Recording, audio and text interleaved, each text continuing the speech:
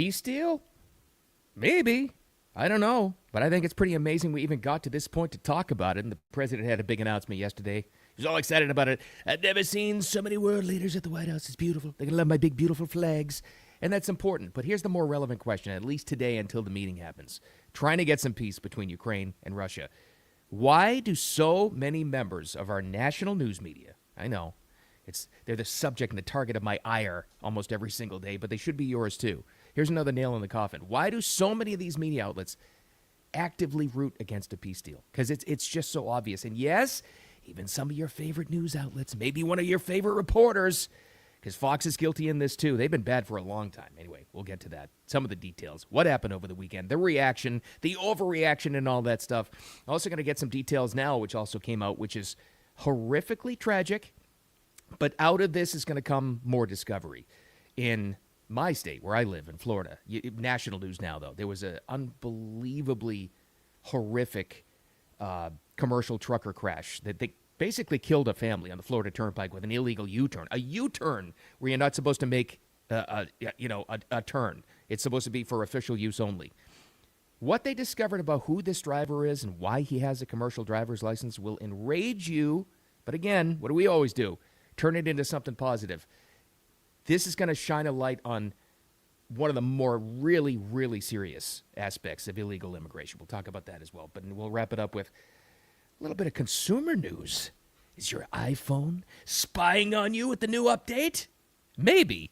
But there's a way to get out of it. We'll talk about that as well, just to lighten things up. Yeah. Technology spying on you to lighten it up. That's where we are these days. But I hope you had an awesome weekend. Thanks for finding the Wicked Radio live stream, all part of Wicked Wisdom with Bill Adams. And you audio listeners, thanks for pressing subscribe and download as well and rating the show. All that's going well, too. Let's get right to it. Welcome to Monday, and welcome to the Ukraine-Russia peace talks. Big meeting in Alaska over the weekend, on Friday, actually, and then all the after effects and the reaction. And, well, let's go right to President Trump. And what does he feel about it? The meeting was a very warm meeting. You know, he's a strong guy. He's tough as hell and all of that. But the meeting was a very warm meeting between two very important countries, and it's very good when they get along. I think what he said there, I think, is key. That's exactly it. This is why the Russia collusion hoaxsters, they always try to tell you, he's a Putin puppet, he's this and that. I don't care if you hate Trump. I don't care if you're a Democrat. I don't care if you've never voted before. You just don't like Trump personally. Why would you not want the leader of the free world, that's our guy, that's whoever the president is at the time, getting along with, instead of bringing it close to war, with the other superpower in the world? Why would you not want that? Your guess is as good as mine. I think they have their own vested interest in rooting against peace. We know there's a lot of military contracts involved. Got to get that money, coming in for those folks. I don't know. Your guess is as good as mine. But why? Why are there so many members of our media? In fact, you may be a Fox News fan. You may be a Jackie Heinrich fan. Why are they outwardly telling you that this didn't go well when everybody disagrees with it? This is what I'm talking about. This is Jackie Heinrich on this past Friday, and her take on the vibes in the room and what it was like. Here it is, the Heinrich maneuver. It was just very unusual, atypical, and I think we're all awaiting, the readout, because the way that it felt in the room was not good. It did not seem like things went well, and it seemed like Putin came in and steamrolled, got right into what he wanted to say. First reaction to that was Stephen Chung, who's director of White House communications and Trump advisor. He's on the Trump team. He posted that clip and he said, "Absolute and total lie." Well, that's pretty strong from the White House communications director. Also, Jackie Heinrich, I'll just throw this out there. Just keep this in mind. Maybe this will give you a new perspective. She's married to Brian Fitzpatrick. Now, he's a Republican guy. He's a representative from Pennsylvania. Maybe possibly a rhino, though. Republican in name only. He's a big, keep the war going, supply Ukraine with as many weapons as they want and keep on writing checks kind of guy. In fact, he's voted against the budget bill many times unless they had more funding for Ukraine stuffed in there. So may not be anything. I'll just keep that in mind. I'll file that away somewhere about where her vested interest lies and who she's married to, because It's all related. But the takeaway is, even though that's very confusing to have a reporter who supposedly was in the room and says something opposite to what even some of the CNN journalists are saying. They said, well, it was peace talk. It seems to be productive. No, not her. Not her. She said it was awful. Russia steamrolled the president. Okay, as if she knows. And the second thing is, all right, for you and me, another nail in the mainstream media coffin. Yes, I consider Fox mainstream news. Of course they are. Of course they are. Another nail in the coffin for them because they're going away bit by bit by bit. But speaking of the other guy in this, little Vladimir Zelensky, he's got a different take on this. So part of the negotiation between us and Russia was, well, Ukraine's going to have to give up some land. It was obvious they weren't going to give up anything. So his immediate statement and his immediate reaction to this. Russia is still unsuccessful in Donetsk region. Putin has been unable to take it for 12 years. And the constitution of Ukraine makes it impossible to give up territory or trade land. All right, so he's not going to give up land. I don't think, did anybody really think that he would agree to that? I don't know, yet. But he's there today. This is the big meeting. He's there with European leaders and the Russian ambassador and all the other. It's all going to happen. I don't know. What do we know about Trump? First of all, he's the guy I want negotiating this because he'll say, it's not my war. It's not my war. This is it. It's in your hands. The ball's in your corner. You can do it. Whatever you want to do. Otherwise, we won't deal with it. We'll just keep making drones and sending them off, and eventually everybody's going to die off. It'll be a weapon of robots, and Ukraine's eventually going to lose that. I don't know. Maybe that's what he says. I have no idea. We'll see what happens today. But I think, all of us, because of our ridiculous media, I think we're overlooking something pretty big that it even got to this point. That's pretty historic. It really is. They're never going to tell us that. They're never going to, Jackie Heinrichs of the world on Fox News, and certainly not MSNBC or anybody else. They're not going to get to that point, that to get these people talking, to get to this point, because that's already a big accomplishment. And it's a bad day, isn't it, for the Russian hoaxsters? If there is oh my God, if Trump is able to be the key point person in negotiations and get these two countries peace and stop the killing and stop the war, which is what humanity should want, what will they say? That might be the real, I joke around about this. That really actually might kill mainstream media. It really might, because they will have nothing to talk about. They really won't. I mean, if there is peace, if there is some sort of a peace deal, and that's a stretch. It's kind of a bit of a Hail Mary at this point. Between Russia and Ukraine, what will our media say about Trump? Can you imagine? They won't know what to do. There goes half the business model. They're still running with the hoax. He's a Putin puppet. What'll they do? What will all of these politicians that get on the floor of the House every single day and say we need to give billions more to Ukraine in every single budget deal, what will they say? What will the world be like? They won't be able to ignore it anymore.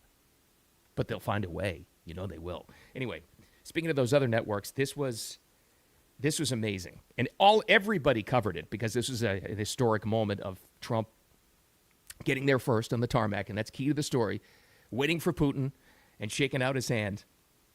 That was huge.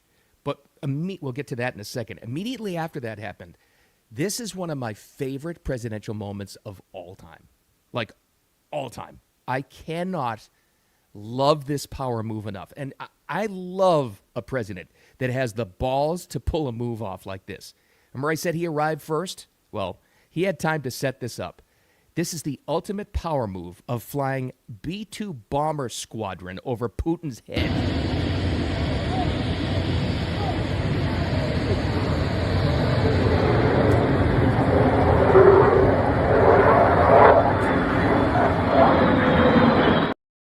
I love that. I will never stop loving that. I'll never apologize for loving that. And Putin, what could he do? He's sitting there and he stops, he looks up and he just shakes his head and goes, good. Outstanding.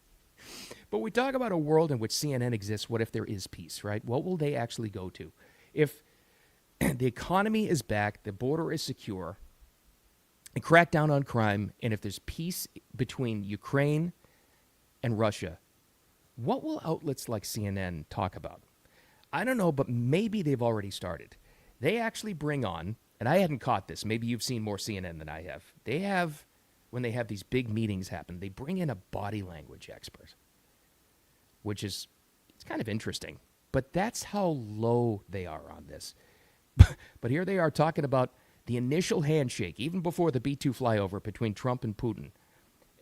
and they're analyzing the body language between the two to try to analyze this, because obviously they have no real information. So this is how they analyze it. Let's begin with the clap.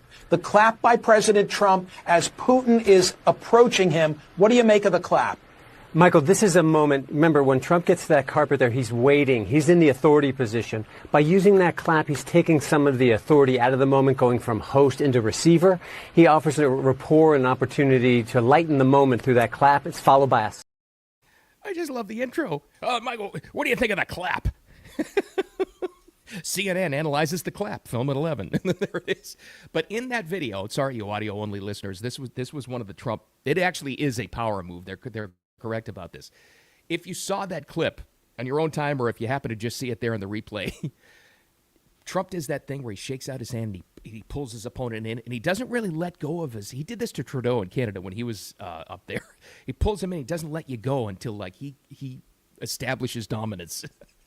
and this is where the libs of the world can't understand this, and they say, "Oh, he's just so childish." I'm sorry, I don't care. I want the leader of my country, even if you don't like him. I want the leader of my country smart enough to be able to establish dominance when he's talking about any kind of a peace deal or negotiation. That's what I personally want. Did I vote for that? Yes, in fact, I did. That's what I want. But the fact that CNN has a body language expert. First, let's start with the clap. God, it's just so silly. All right, real quick, before we get off of that and get on to the Florida Turnpike story. This is a big one, speaking of news, and it just broke a couple of minutes ago. There'll be more details on it if you're watching this on replay later.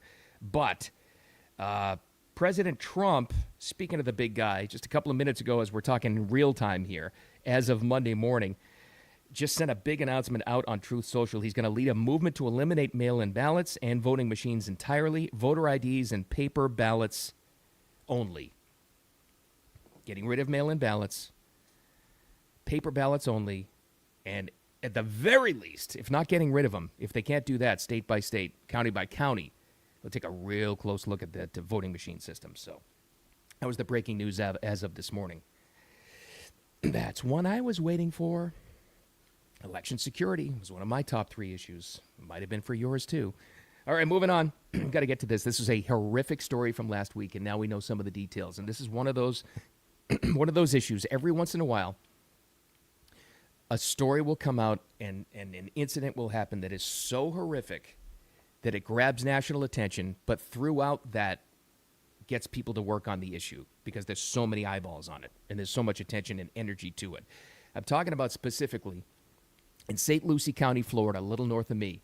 And I've traveled this stretch of road hundreds of times, maybe over 1,000. It's on Florida's Turnpike, and they have these, and I'm sure you've seen the story now because it's national, they have these breakthroughs between the northbound and southbound lanes where official use only. It's kind of like where the highway troopers will kind of wait there to pull you over, and they're or if they want to do a U-turn, it's for them, official use only. If you know the story, you know what happened already.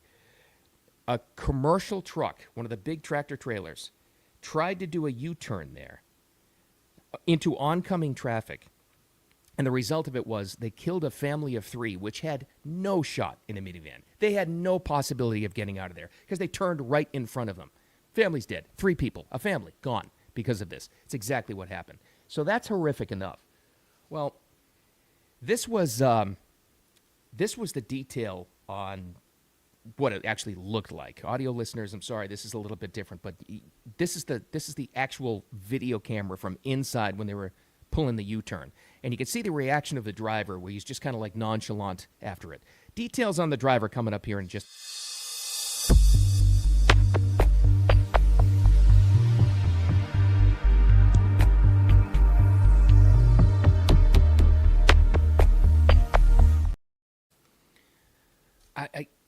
First, a stupid move? Sure. And you're saying to yourself, they would teach you this first thing in commercials driver's license classes. It's the first thing it would tell you. Oh, that might be the problem. Yeah, that might be the problem. Because here's what we learned: the driver, who's now been arrested, I guess that's the first piece of good news. Well, he had a commercial driver's license, but shouldn't have had one. Actually, go a little bit further, shouldn't have been in the country. Because here's the details, what we know about that guy. I don't know about the passenger. I guess they're looking into him now. The guy in the passenger seat. Florida state officials say that Harjinder Singh, that was the driver, Harjinder Singh entered the U.S. illegally in 2018. Been here a while. But was still able to get a CDL, that's a commercial driver's license, in California, working as a long-distance trucker. Now, what are the chances he actually ever took the classes to apply to qualify for a CDL? Or they just give it to him? It's established. We know that it actually happens in many states. Just hand out driver's licenses because then they can vote. You know, it's all part of the election. This is why election security and integrity kind of bleeds into every other issue we have. All of them do. Border security is a safety issue. It's a personal safety issue. And here's your proof. That family, gone. And the turnpike backed up. That was hours and hours last week. But a family gone because this guy pulled out in front of him, shouldn't have even been in the country. Harjinder Singh. So he's facing all kinds of charges. And you can't find a more horrific story than that. But if there's light at the end of this tunnel, like I said, this is one of those issues where there's so much attention to this. There's so many eyeballs in this story. There's so much energy to it because it did very quickly become a national issue. One of those that wakes up the majority of us to a really bad issue that needs to be fixed right away. Because how many of us knew that this was happening so much? I've always had my suspicions, I honestly did, because just recently here, in radio world, I always worked morning radio on that road and on 95, and I would travel at 4 o'clock and 4:30 in the morning, pitch black. I noticed myself throughout the years, and I was fond of talking about this, how bad the commercial drivers were getting, like really bad. When I grew up, and this may be the same thing for you, I was always told this. Remember we were always told this? Like when you were a teenager getting your first license? Well, that's, long-distance truckers, commercial truckers are the best drivers on the road. They know what they're doing. So if they're watching out for some danger on the road, listen to them and watch them. Not recently. Absolutely not. And I would be willing to bet, and it's just my personal opinion, I think a lot of it leads to this. I think there's a lot of people driving with commercial driver's license that shouldn't have them. Or, like this guy, like this dirtbag, shouldn't even be in the country. How many of us were fully aware of that issue and how serious it is before this actually happened? Not a lot. I had my suspicions, but this is confirmation to me that this is a massive problem. This is a huge, huge problem. I go so far as to say, I hope attention of ICE, immigration, turns to, instead of busting the lawn care workers in the back of a Home Depot looking for day work, start busting a lot of these commercial drivers and find out if they're here, first of all, legally, and if they're actually registered, and if they have real commercial driver's licenses. I would be willing to bet you the level of fraud in that industry is off the freaking charts. No doubt about it. And this is just a small example. Again, another horrific story that may, if they do it right, turn into something positive if you clean this industry up. Because it is that's a direct national personal safety concern to have these kinds of drivers on the road. We actually pulled out with an 18-wheeler in front of people, and that family's gone now. So start looking into that. I'm not so worried about the lawn care workers these days. You can worry about that later if you want to. I want these kinds of people off the roads. That's who I want gone. If you want to talk about illegals, they shouldn't be driving giant multi-ton weapons that can kill people, because that's what they're doing. And just speculation, I don't have any proof of this. I have no idea, but I'd be willing to bet there are hundreds of drivers like that. In California, have a CDL, not just a license. No. Here, welcome to our country. Even though you're not supposed to be here, welcome. Not just a license. We're going to give you a commercial driver's license so you can threaten even more people on the road. Yeah, good idea. Thanks, Gavin Newsom. Thanks for that one. Whoever's running against that guy, either in California or if, God forbid, Gavin Newsom is running on a national level, they should just keep on harping on that. Just bring up that issue because everybody has seen that story. Just keep on harping on the issue. Your state, under your supposed leadership, handed out a commercial driver's license to an illegal guy that killed a family in Florida. Good work, Gavin. Good work, you idiot. How many other states did that, right? Oh, we just want to welcome you. Oh, okay. Well, now it's basically murder is what happened there. So if we can turn that into something positive, which is tough, maybe it's that. Maybe that's an actual illegal immigration issue that they can crack down on. I hope anyway. All right. I usually try to end it on something lighter. I don't know if this is light, but it's relevant. So the new iPhone update came out. The iOS, I don't even know. What number are they on now? I don't even know. And usually I wait. I made the mistake of downloading it this time, and I haven't had any problems, but I always wait because I found out a few years ago, I did an interview with a tech guy who said, yeah, Apple, when they do these updates, the first few months of it, it's just a beta test. They want to test the bugs and see who actually downloaded it and what the problems are. I'm like, okay, I'm going to wait on iOS updates then. But I downloaded this one anyway.